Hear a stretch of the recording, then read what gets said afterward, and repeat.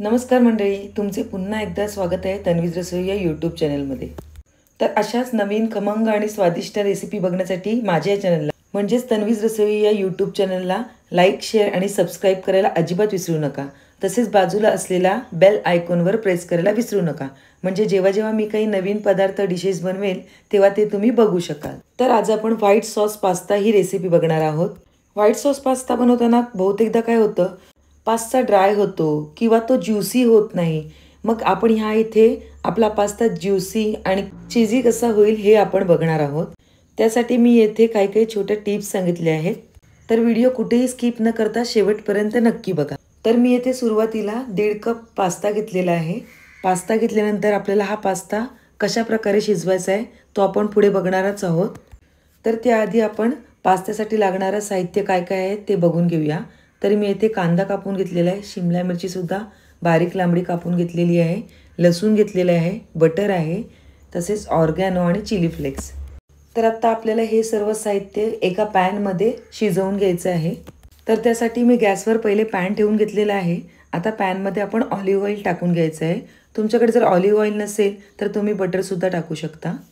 आपले ऑइल गरम झाल्यानंतर आपण यामध्ये एक मिरची टाकलेली आहे, त्याच्यानंतर कांदा टाकून घ्यायचा आहे स्लायसेस केलेला, आणि कांदा तसेच टाकून झाल्यानंतर आपल्याला शिमला मिरचीसुद्धा लगेचच टाकायचं आहे, कारण की आपल्याला ह्या सगळ्या भाज्या पूर्ण शिजवायच्या नाही आहेत. फक्त थोड्याशा क्रंची आणि सॉते करून घ्यायचे आहेत. फक्त 2 ते 3 मिनटं आपण यांना परतवून घेणार आहोत, कारण पुढे सॉसमध्ये सुद्धा ह्या भाज्या शिजणार आहेत. त्यामुळे आपल्याला फक्त 2 ते 3 मिनटं क्रंची राहण्यासाठी आपण परतवून घेणार आहोत. तर या इथे मी 2 चमचे बारीक चिरलेले लसूण टाकून घेतलेले आहे. ते सुद्धा आपण परतवून घ्यायचं आहे व्यवस्थित, म्हणजे सगळा फ्लेवर आपल्या व्हेजिटेबल्सला लागून जाईल. थोडा व्यवस्थित टॉस आणि मिक्स करून घेऊया, म्हणजे छानपैकी फ्लेवर येऊन जाईल त्याला. तर ह्या साहित्यामध्ये आता आपण रेड चिली फ्लेक्स टाकून घेणार आहोत. ते 1 ते 1.5 चमचा छोटा टाकलेला आहे. तसेच ब्लॅक पेपर चिमटीभर टाकून घेतलेला आहे, आणि ग्रीन हर्ब्स म्हणजेच ऑर्गॅनोसुद्धा आपण थोडासा 1 चिमटीभर टाकून घेतलेला आहे, आणि चवीप्रमाणे मीठ.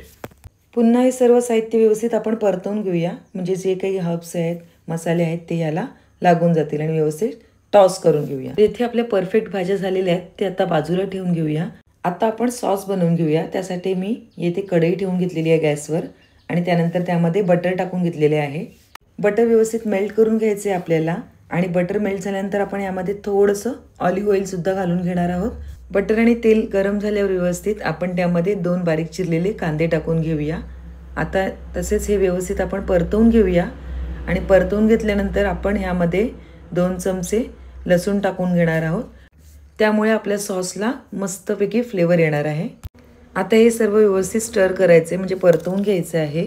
गुलाबीसर रंग येईपर्यंत आपल्याला कांदा आणि लसूण परतून घ्यायचं. कांदा आणि लसूण व्यवस्थित परतल्यानंतर आपण यामध्ये 2 चमचे चिली फ्लेक्स टाकून घेतलेले आहे. तसेच अर्धा करून 1 चमचा असा ब्लॅक पेपर टाकून घेतलेला आहे, आणि आता आपण ग्रीन हर्ब्ससुद्धा येथे 1 चमचा टाकून घेतलेला आहे. तसेच चवीप्रमाणे मीठ घालून घेऊया. आता हे सर्व साहित्य आपण व्यवस्थित परतवून घेऊया, म्हणजे सर्व मसाले एकमेकांमध्ये व्यवस्थित मुरले जातील. आपण सर्व टाकलेले साहित्य म्हणजेच कांदा, लसूण, चिली फ्लेक्स, ऑर्गॅनो तसेच ब्लॅक पेपर एकमेकांमध्ये एकजीव होईपर्यंत मिसळल्यानंतर आता आपण यामध्ये मैदा टाकून घेणार आहे. मैदा हा जास्त टाकायचा नाही, 1 ते 1.25 चम्मचच फक्त मैदा टाकून घेणार आहोत आपण यामध्ये. मैदा हा व्यवस्थित आपल्याला या ग्रेव्हीमध्ये परतवून घ्यायचा आहे, आणि ते झाल्यानंतर आपण यामध्ये 2 कप दूध टाकून घेणार आहोत. दूध घालून घेतल्यानंतर आपल्याला हे मिश्रण पुन्हा व्यवस्थित ढवळायचे आहे. मैद्याच्या गुठळ्या या दुधामध्ये होता कामा नये, म्हणून आपल्याला हे व्यवस्थित स्टर करून घ्यायचे आहे, आणि तसेच व्यवस्थित शिजवून घ्यायचे आहे.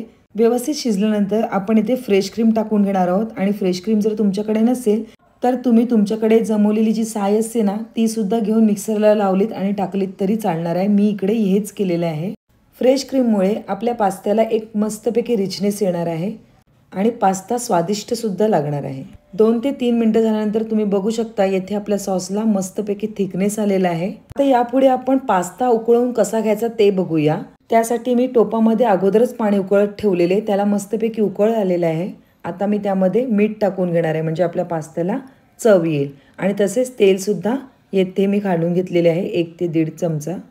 आता मी ह्या उकळत्या पाण्यामध्ये आपण जो पास्ता घेतलेला तो टाकून घेणार आहे। आणि हा मेन टिप्स म्हणजे काय, आपण दरवेळेला काय करतो, पास्ता अगोदरच उकळून घेतो, त्यामुळे काय होतं, पास्ता हा ज्युसी आणि क्रीमी होत नाही आणि ड्राय होतो, त्यामुळे तो जो ज्युसी आणि क्रीमी पण आहे ना त्या पास्त्याला येत नाही। त्यामुळे नेहमी लक्षात ठेवा, जेव्हा आपली अर्धी प्रोसेस होईल ना सॉस बनवण्यापर्यंतची, त्याच वेळेस एका बाजूला गॅसवर पाणी उकळत ठेवायचे आहे आणि पास्ता शिजवून घ्यायचा आहे। आता आपला शिजलेला पास्ता डायरेक्टच ह्यामध्ये आपण टाकून घेणार आहोत। पास्ता अजिबात ड्राय होत नाही जर तुम्ही अशा पद्धतीने पास्ता शिजवाल आणि डायरेक्ट टाकाल तेव्हा। मस्त ज्युसी असं टेक्स्चर राहतं त्याला। तर येथे आपण आपला सर्व पास्ता ह्यामध्ये टाकून घेऊया। आता आपला सर्व पास्ता सॉसमध्ये टाकून झाल्यानंतर आपण यामध्ये ज्या भाज्या सॉते करून घेतलेल्या त्या टाकून घेणार आहोत।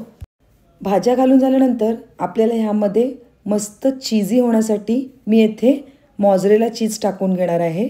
मी येथे मस्त भरपूर प्रमाणामध्ये मॉझरेला चीज टाकून घेणार आहे। मॉझरेला चीजमुळे काय होणार आहे, आपला पास्ता हा मस्त चीजी आणि ज्युसी होणार आहे। आता हे सर्व जे काही साहित्य आहे आपण पळीच्या सहाय्याने व्यवस्थित मिक्स आणि परतवून घेऊया आणि एक 2 ते 3 मिनिटं व्यवस्थित शिजवून घेऊया। तर तुम्ही इथे बघू शकता आपला creamy juicy and cheesy pasta is almost ready. मस्त तुम्ही चीज बघू शकाल, आपला पास्ता हा मस्त चीजी झालेला आहे। मॉझरेला चीजमुळे त्याला ना खूप छान टेक्स्चर असं आलं आहे, त्यामुळे मोस्ट ऑफ तुम्ही मॉझरेला चीज जर वापरलत ना तर खूप उत्तम आहे। तर अशा प्रकारे हा व्हाईट सॉस पास्ता तुम्ही सुद्धा तुमच्या घरी ट्राय करा। जर तुम्हाला माझी आजची ही रेसिपी आवडली असेल तर पटकन लाईक करा आणि तसेच तुमच्या मित्रमैत्रिणीसोबत ही रेसिपी शेअर करा आणि तसेच तन्वीज रसोई या यूट्यूब चॅनलला लाईक, शेअर आणि सबस्क्राईब करायला अजिबात विसरू नका। पुन्हा भेटूया एका नवीन रेसिपीसोबत, तोपर्यंत बाय बाय।